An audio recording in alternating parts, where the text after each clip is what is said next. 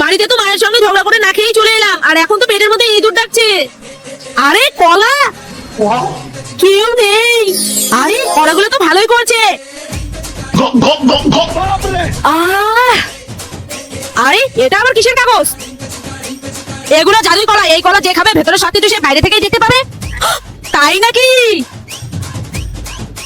আরে এটা বয়রার বাড়ি না? দেখি তো বয়রা কি করছে।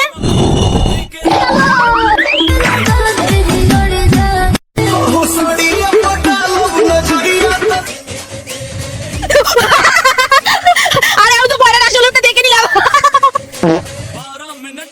আর এটা ম্যামের বাড়ি না? দেখি তো ম্যাম কি করছে। ठंडे ठंडे पानी से नहाना चाहिए।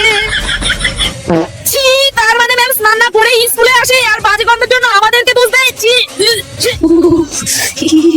আচ্ছা না, অনেক ঠান্ডা পড়ে গেছে তাই না? হ্যাঁ, আর এই ঠান্ডাতেও আমি রোজ স্নান করে আসি। কি রে, কে স্নান করে আসিস রে? কিরকম গ্যাদার না, মনে হয় বাথরুমে জল ছিটিয়ে চলে আসিস। ম্যাম আপনি তো বাথরুমে জল ছিটিয়ে স্নান করেন।